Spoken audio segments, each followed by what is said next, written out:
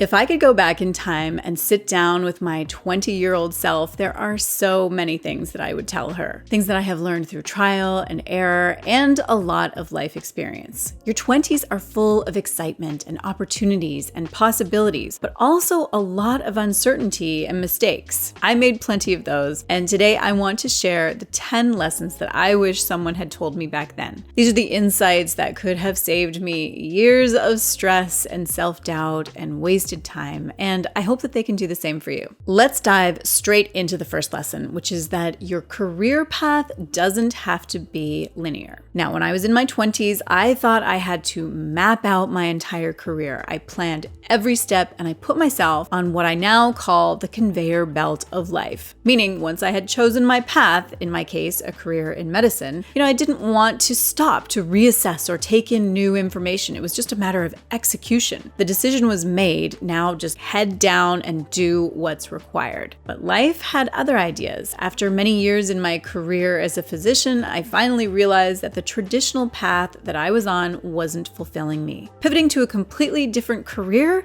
was terrifying. I worried about what people would think and whether I was throwing everything away. But looking back, it was one of the best decisions I've ever made. Success is rarely a straight line. It's more like a winding path. Steve Jobs once said, "You can't connect the dots looking forward, you can only connect them looking backward." Every detour that I have taken has added something meaningful to my journey, even if I couldn't see it at the time. So if you're feeling lost or unsure, start thinking of your career as a story that you're writing, not a ladder that you have to climb, and definitely not just a conveyor belt that you jump onto and can never jump off of. Okay, the second lesson that I want to share is this. Confidence comes from action, not perfection. I used to think that I needed to feel completely ready or perfect before I tried something new. When I started public speaking, I obsessed over every word, terrified of making a mistake. The first time that I was interviewed on TV, I prepared for weeks ahead of time and printed pages and pages of notes and research and all my scripted responses. But the truth is, confidence doesn't come from being perfect. It comes from taking action even when you feel unprepared. The more I did it, the more confident I became, even when I stumbled. Aristotle said, "We are what we repeatedly do." Excellence then is not an act, but a habit. The same goes for confidence. It's a habit that you build through practice. If there's something that you've been putting off because you don't feel ready, take one small step today. You don't have to have it all figured out. You just have to start.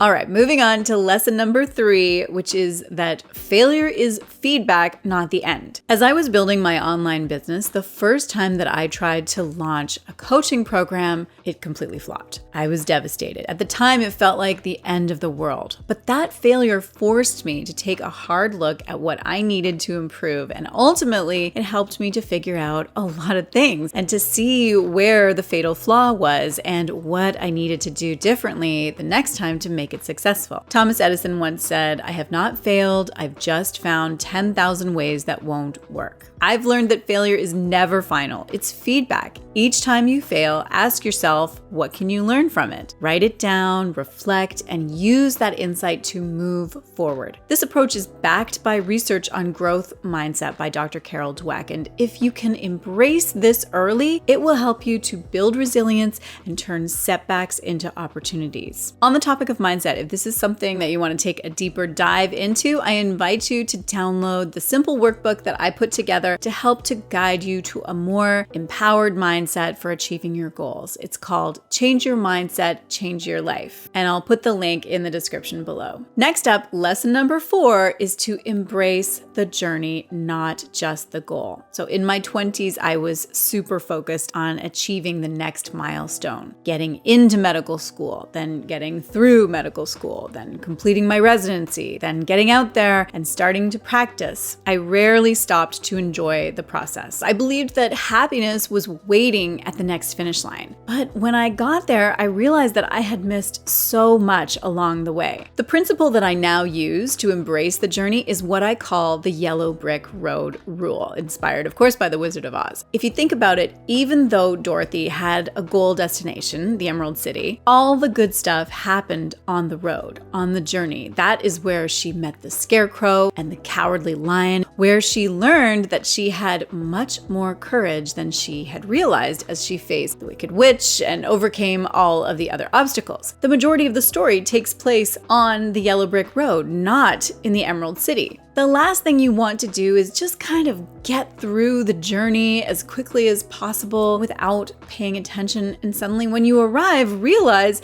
that you missed all the good stuff. Okay, so let's move on and talk about lesson number 5, which is that you teach people how to treat you. In my 20s, I avoided confrontation at all costs, and I let people treat me badly. I let people overstep my boundaries because I didn't want to upset anyone and because I wanted to be liked. But I learned the hard way that when you stay silent and don't stand up for yourself, you teach people that it's okay to disrespect you. Setting boundaries wasn't easy, but over the years, it has changed my relationships and my self-respect for the better. Maya Angelou said, "When someone shows you who they are, believe them the first time." If you've been tolerating behavior that doesn't align with your values and your own sense of self-respect, start by calmly expressing how you feel. A clear boundary not only teaches others how to treat you, but it also strengthens your own sense of worth. Next up, lesson number 6 is that romantic relationships are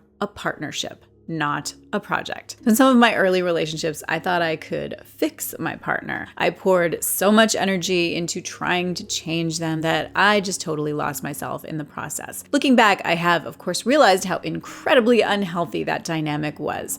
A healthy relationship is about partnership, growing alongside someone, not rescuing them. If you're in a relationship, ask yourself if you feel like equals, working toward shared goals. Dr. John Gottman is one of the world's leading researchers on relationships, and he highlights that mutual respect and support are the foundation of a thriving partnership. Don't settle for anything less. Okay, let's move on to lesson number 7. Here it is. You don't need everyone's approval. I used to bend over backwards to please everyone. Friends, professors, coworkers. I constantly worried about what people thought of me, and I shaped my decisions around other people's expectations. I was always seeking acceptance and validation, but chasing approval is exhausting and it never truly satisfies. Even when you get the approval that you're craving, it's fleeting and you're left chasing the next round of approval. Lao Tzu said it best. Care about what other people think and you will always be their prisoner. I love that quote because it's exactly how I felt, like a prisoner of other people's opinions. Breaking free from that mindset was a difficult lesson to learn, and to be honest, it took me a really long time. It wasn't something that happened overnight, but little by little, I started to shift my focus away from needing other people's approval. What helped me most was identifying my own values and priorities, what really mattered to me. I started asking myself, does this decision align with my values? Does it bring me closer to the life that I want to live? When I made choices based on those answers, I felt a deeper sense of fulfillment and freedom, regardless of whether others approved or not. This shift wasn't always easy, but it's one of the most liberating changes that I've ever made. Letting go of the need for approval doesn't mean that you stop caring about others. It means that you start caring more about living authentically. All right, lesson number 8 is that it's okay to change your mind. When I was halfway through medical school, I discovered how much I enjoyed surgery and decided that I wanted to be a surgeon. I then focused on what I needed to do to land one of the competitive residency spots in a surgery program, and I worked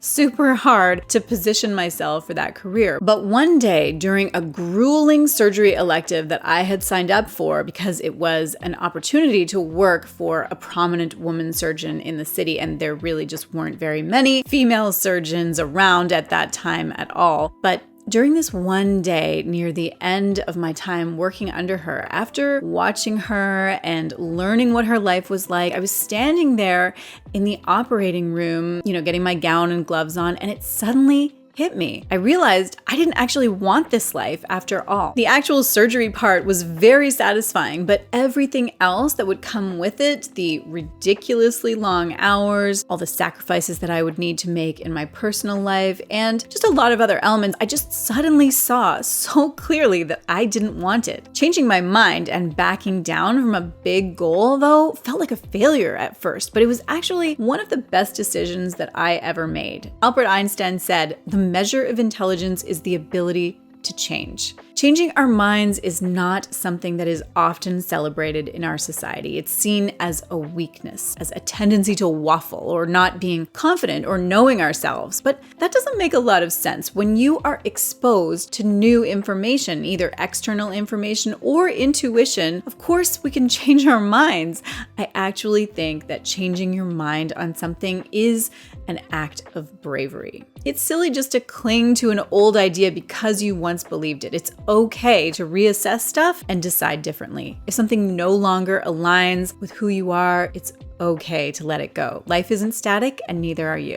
Okay, enough said. Let's move on to lesson number 9, which is that time is your most valuable asset. I wasted so much time in my 20s worrying about things that didn't matter, minor setbacks or other people's opinions or things that were completely out of my control. I would replay conversations in my head and obsess over what others might think of my choices or worry about things that I just simply couldn't change. Looking back, none of those worries contributed to my growth, my happiness, or my success. In fact, they only drained my energy and stole moments that could have been spent on things that truly mattered. It wasn't until I got older and started truly valuing my time that I began living more intentionally. I realized that time is our most precious resource, something that we can never earn back once it's gone. In Stephen Covey's book, The 7 Habits of Highly Effective People, he emphasizes putting first things first, which means prioritizing what truly aligns with your values and your long-term goals. This mindset has helped me to take an honest look at how I was spending my hours. I began tracking my time, identifying the habits and commitments that weren't serving me, and gradually letting them go. When you reclaim even small pockets of time, you create space for what really matters, the relationships and the passions and the pursuits that make life meaningful. Time is the one resource that you can never get back, so spend it wisely. I recently uploaded a video on this exact topic about 12 things that I let go of for a happier, simpler life, and I will link it here so that you can watch it next if you're interested. Okay, that brings me to my final lesson, which is that there is no right way to do life. In my 20s, I thought there was a right way to do everything. Career, relationships, success. I felt like I had to follow a script that society and my peers or even my own expectations had written for me. It was as if there was an invisible checklist that I needed to complete by a certain age to prove that I was doing life the right way. But as time went on, I realized that life isn't a one-size-fits-all journey. The pressure to conform to someone else's timeline or measure up to their version of success, it only leads to frustration and self-doubt. Comparison doesn't just steal your joy, it can cloud your ability to see your own unique path. As Oscar Wilde said, "Be yourself, everyone else is already taken." One of the most freeing lessons that I have learned is that success and fulfillment looks different for everyone. Instead of trying to fit into somebody else's mold, I began focusing on what truly mattered to me, my values, my dreams, and my definition of happiness. It's not always easy to let go of comparison, especially in a world that constantly shows us highlight reels of others' lives. But a simple practice that helped me to shift my perspective was writing down 3 things that I was grateful for each day. Gratitude has an incredible way of bringing you back to the present. It reminds you of the beauty and abundance in your own life. Over time, this habit reframed how I saw my journey. It wasn't about following somebody else's path, but about creating a life that feels authentic and meaningful and true to who I am. Looking back, I realized my 20s weren't about having it all figured out. They were about learning and growing and becoming, and that is exactly what your journey is about too. As always, I would love to hear from you. Let me know, if you're not in your 20s, what were some of the lessons that you learned that you wish that you could tell your 20-something self? And if you are in your 20s, which one of these 10 lessons are you going to take away with you and incorporate into your life starting today? And again, don't forget to download my workbook called Change Your Mindset, Change Your Life. It's totally free and it will help you to begin to do the deeper work that will help you to achieve the health and the life that you want. Again, the link is in the description below. If you enjoyed this video, I think that you are going to love the one that I am linking right here above my head about how to say goodbye to fear and anxiety and become unstoppable. I will see you there. As I was building my, excuse me, 1 second. Griffin, are you heading out? Yeah. Okay. I'm just going to pause while you do that so that it's not. Do you have everything you need? Okay, good luck. Last exam. Okay, where was I?